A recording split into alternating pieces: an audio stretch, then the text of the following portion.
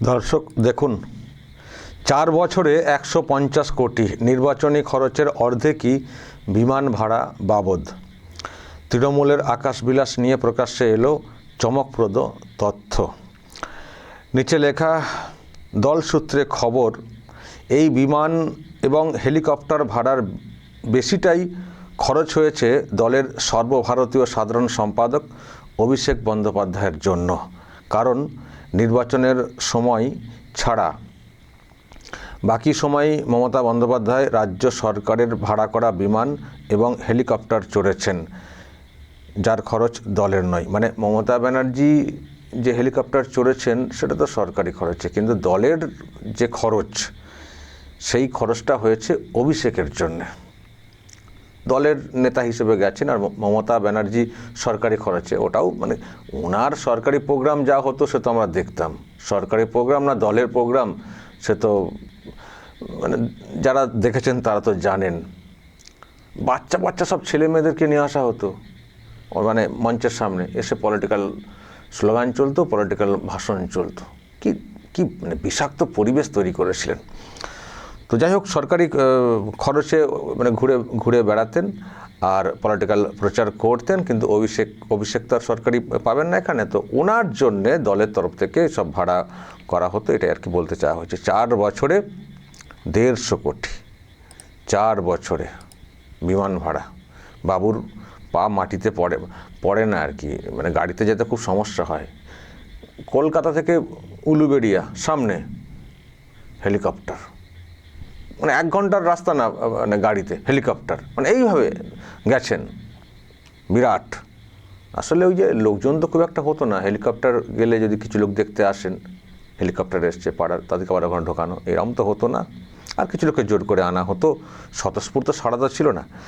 দর্শক, আমি একটু মানে বছর ভিত্তিক একটা হিসেব দেখছিলাম, রিপোর্টের ভিতরে করা হয়েছে। তৃণমূলের জমা দেওয়া অডিট রিপোর্ট অনুযায়ী 2022 সালে বিমান ভাড়ায় ব্যয় হয়েছে 35 কোটির বেশি। পরের বছর খরচ অনেকটাই কমে হয়েছে প্রায় 13 কোটি। তখন তো ভোট ছিল না, তাতেও ভাবুন না কোটি কোটি, ভোট না থাকলেও কোটি কোটি। তবে 2024 সালে লোকসভা নির্বাচনের বছরে খরচ বেড়ে হয়েছে 56 কোটির বেশি। 2025 সালে কোনো নির্বাচন না থাকলেও খরচ হয়েছে 37 কোটির বেশি। তারপরে লেখা, তৃণমূল কংগ্রেস কমিশনকে জানিয়েছে, এগুলো জানাতে হয় কমিশনকে আর কি। 2024 সালের লোকসভা নির্বাচন বাবদ খরচ হয়েছে টোটাল প্রায় 22 কোটি টাকা। তার মধ্যে বিমান ভাড়া খরচ 46 কোটি, অর্থাৎ নির্বাচনের মোট খরচের অর্ধেকের বেশি খরচ হয়ে গিয়েছে বিমান ভাড়ার পেছনে। ওকে, আচ্ছা, ওই বছর গোটা দেশে নির্বাচনে বিমান ভাড়া বাবদ বিজেপি, ভারতীয় জনতা পার্টি, খরচ করেছে প্রায় 174 কোটি। ভাবুন দর্শক, একটা দল বিজেপি, সর্বভারতীয় দল, গোটা দেশ জুড়ে ব্যাপার, তাদের খরচ হচ্ছে টোটাল 174 কোটি বিমান ভাড়া। আর একটা আঞ্চলিক দল, একটা জায়গায় একটা রাজ্যে চলে, তারা খরচা করেছে 46 কোটি শুধু বিমান ভাড়ার। বুঝতে পেরেছেন? শুধু বিমান ভাড়াতে এত, মানে একটা রাজ্যে, মানে কীভাবে করেছেন। একটি রাজ্যের নিরিখে, এই যে লিখেছে নিচে কথাটা, একটি রাজ্যের নিরিখে হিসাব কষে দেখা যাচ্ছে তৃণমূলের বিমান খরচের বহর কার্যত বিজেপিকেও টপকে গিয়েছে। তোলাবাজিতে তো আছেই। দেখুন, বিজেপি একটা সর্বভারতীয় দল, অল ইন্ডিয়া পার্টি, তার একটা ফান্ড থাকবে, গোটা দেশ জুড়ে তারা চালাচ্ছে। কংগ্রেস একটা সর্বভারতীয় দল তো, মানে মোটামুটি এখন তো 2 নম্বরে বিজেপির পরে। তাহলে তার যে তহবিল নিশ্চয়ই বিজেপির পরে হওয়ার কথা। আর কোথায় তৃণমূল কংগ্রেস, একটা আঞ্চলিক দল, তার তহবিল বিজেপির কাছে টেক্কা দেওয়ার মতো। দেখুন, বিজেপিতে বেশি হবে অল ইন্ডিয়া পার্টি, আর এ তো নামে অল ইন্ডিয়া, অ্যাকচুয়ালি আঞ্চলিক পার্টি। এর তহবিল মানে কংগ্রেসকে ছাপিয়ে যাওয়া, মানে এইরকম, বুঝতে পেরেছেন? তো তার এইভাবে সব খরচা হয়েছে, ওইসবে জোগাড় করা হয়েছে পয়সা করি, আর সেখানে নিজের মতো করে খরচ করেছেন, নিজের মতো করে। তো এই হিসেব দর্শক সত্যিই একটা চমকপ্রদ একটা হিসেব, যে 4 বছরের 150 কোটি টাকা শুধু বিমান ভাড়া, আবার বিমান ভাড়া বলতে অভিষেকের জন্যে, দিদিমণির জন্য না। দিদিমণি ওই দিক থেকে সরকারি কোষাগার থেকে নিয়েছেন, মানে ওই খরচে করেছেন। অভিষেক এত টাকা খরচা করেছে শুধু বিমান ভাড়াতে। ভাবুন দর্শক, এটা নাকি মা মাটি মানুষের পার্টি, গরিব পার্টি। বলেন না আমাদের এত টাকা নেই, বলে মানে বলতেন না দিদিমণি, আমাদের এত টাকা নেই, ওদের মতো টাকা নেই। টাকা নেই তো বিমান ভাড়া ভাইপো এত কী করে খরচা করলেন? হ্যাঁ, টাকা নেই। আর এই যে ফ্রিজ করা হয়েছে অ্যাকাউন্ট, ভাবুন দর্শক, আমাদের মতো লোকেদের অ্যাকাউন্ট ফ্রিজ করে দিত যখন ক্ষমতায় ছিল তৃণমূল কংগ্রেস। আমার অ্যাকাউন্ট ফ্রিজ করে দিয়েছে, পুজোর আগে অ্যাকাউন্ট ফ্রিজ, যা টাকা আছে। আরও যারা ইউটিউবার দেখেছেন আপনারা, সন্ময় ব্যানার্জি, তার অ্যাকাউন্ট ফ্রিজ, সব অ্যাকাউন্ট ফ্রিজ করে দিত। এখন দেখুন, ধর্মের কল বাতাসে নড়ে তো, আমাদের অ্যাকাউন্ট ফ্রিজ করতো, এখন দলের অ্যাকাউন্ট ফ্রিজ হয়ে গেছে। কালকে আমি খবরটা করেছিলাম, দলের অ্যাকাউন্ট ফ্রিজ হয়েছে এই জন্যে কারণ গোলমাল কেস আছে দলের মধ্যে। তো মানে একটা বিভাজন তৈরি হয়েছে, ভাঙন তৈরি হয়েছে। দলের ওই বিদ্রোহী অংশের তরফ থেকে অভিযোগ করা হয়েছে থানাতে যে ওখানে যে টাকা পয়সা আছে সন্দেহজনক, তদন্ত করে দেখা হোক। তো পুলিশকে অভিযোগ করেছে, পুলিশও ব্যাংকে বলে দিয়েছে ফ্রিজ। ফলে এখন ব্যাংক অ্যাকাউন্ট ফ্রিজ হয়ে গেছে। কিন্তু আমি ওখান থেকে যে খবরটা পাচ্ছিলাম 440 কোটি না তারও কত বেশি, ওই 3টে অ্যাকাউন্টে, আরও সব কত কী আছে। ভাবুন দর্শক, একটা দল ভোটে সদ্য লড়েছে, এত খরচ করেছে, তারপরেও অ্যাকাউন্টে কোটি কোটি কোটি কোটি কোটি কোটি কত হাজার কোটি কে জানে, 3টে অ্যাকাউন্টে কততে এসছে। বুঝতে পারছেন? সরকারটার টাকা ছিল না, যে সরকারটা চালাতো তাদের টাকা ছিল না, দলের টাকার অভাব ছিল না, আর দলের নেতা ভোগ তো একজনই করতেন, সামনের সারিতে শীর্ষ নেতা অভিষেক ব্যানার্জি যেমন করে খুশি বিলাস করে গেছেন, আয়েস করে গেছেন এই পলিটিক্যাল পার্টির নামে, যেমন করে খুশি। তারপরেও এখনও কত কোটি অ্যাকাউন্টে জমা রেখেছেন। পার্টি উঠে যাওয়ার মুখে টাকার অঙ্ক দেখুন না কত। তো সেটাকে এখন পুলিশ ফ্রিজ করেছে, তদন্ত করবে, নিশ্চয়ই ধরা পড়বে বিষয়টা। আর এখানে যেহেতু অভিষেক সাধারণ সম্পাদক, আমি কালকেই বলেছি, দেখবেন এই তদন্তে নেমে পুলিশ আবার দেখবেন নিশ্চয়ই কিছু খুঁজে পাওয়া যাবে যেখানে অভিষেকের নামে কেস হবে, দেখবেন। আগে খুব মস্তি করে নিয়েছেন, ফাঁকা ময়দান, পিসির সরকার, যা খুশি। এখন তো সেটা হবে না, এখন শুভেন্দু অধিকারীর সরকার, আর দলের মধ্যেও অনেক গণ্ডগোল তৈরি হয়েছে, বিভাজন তৈরি হয়েছে, বিদ্রোহ তৈরি হয়েছে, অভিযোগ সব হচ্ছে, এবার তদন্ত তো হবেই। দর্শক, গতকালকেও একটা খবর দেখছিলাম, কুণাল ঘোষের একটা মন্তব্য শুনছিলাম।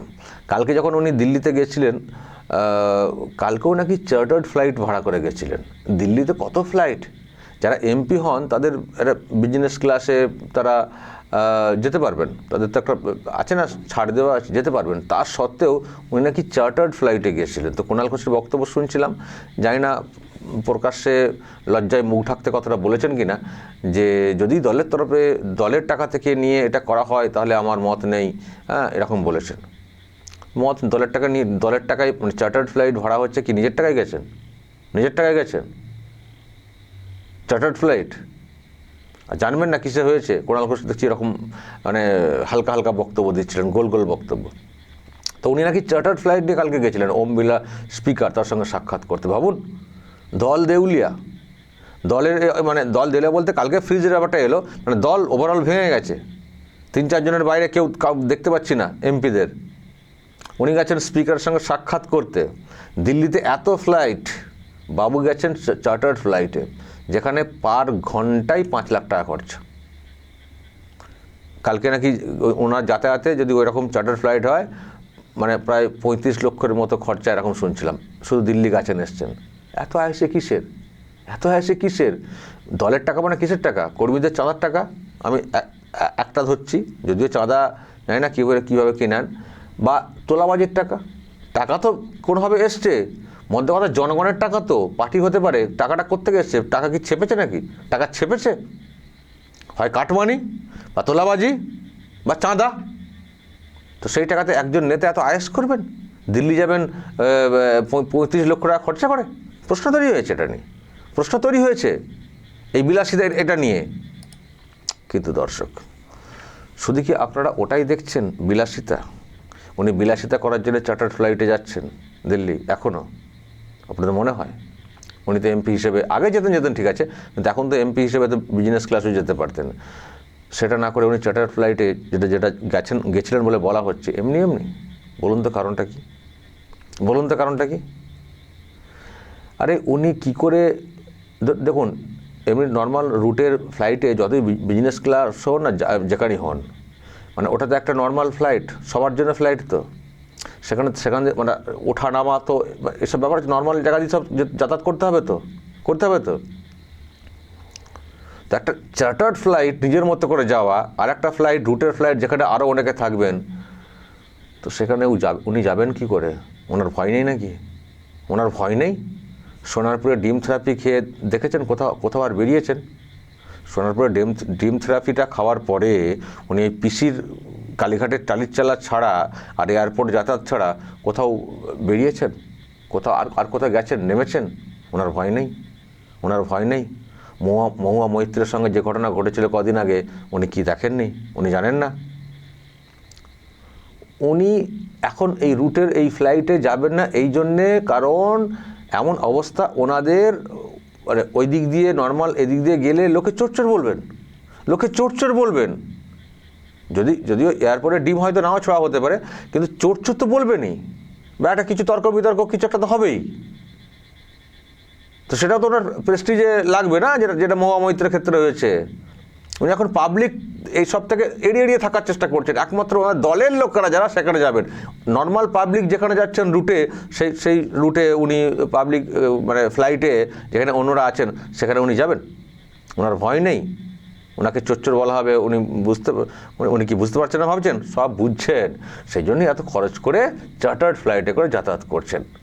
এখন দলের অ্যাকাউন্ট ফ্রিজ করে দেওয়া হয়েছে, হয়তো দেখবেন এখন বাইরে বেরোনো বা দিল্লি যাওয়া, যদি চার্টার ফ্লাইটে না সংস্থান থাকে যাওয়ার, দেখবেন বেরোবেনই না, যাতে করে মানে অপ্রস্তুত অবস্থায় না পড়তে হয়, বেরোবেনই না। উনি কি সাধে যাচ্ছেন এখন চার্টার ফ্লাইটে? চোর স্লোগান বা আরও অন্য কোনো রকম অস্বস্তিকর পরিস্থিতির কারণে, মানে সেটা যাতে না হয়ে যায় সেই জন্যে, বুঝতে পারছেন না? তো যাই হোক, উনি তো লিফটে প্যারাশুট থেকে এরম করতে নেতা হয়েছেন, সিঁড়ি ভেঙে তো নেতা হননি। সিঁড়ি ভেঙে শুভেন্দু অধিকারী নেতা হয়েছেন, মুখ্যমন্ত্রী হয়ে গেছেন। এই তো প্রথম ধাক্কাটা খাচ্ছেন। বাস্তবটা কতটা কঠিন। পিসির সরকার ছিল, দলের অঢেল টাকা ছিল, উনিও টাকার সংস্থান করতে পেরেছিলেন, যেমন করে খুশি ইউজ করেছেন। এবার টাকাও তোলা বন্ধ হয়ে যাবে, নির্বাচনী বন্ড বা ইত্যাদি ওই সব থেকেও আর আসবে না, আর যেটুকু ছিল তারও অনেকটা অংশ ফ্রিজ হয়ে গেছে। এবার দেখবেন মজাটা, আবার বাইরে বেরোলেও চোর ডিম থেরাপি চলছে। ফলে এবার উনি বুঝছেন কত ধানের কত চাল। দর্শক বলবেন যেভাবে ওনারা টাকা ওড়াচ্ছেন, আপনাদের কি মত অবশ্যই বলবেন দর্শক, যা বলার, এবং নজর রাখবেন আরামবাগ টিভিতে।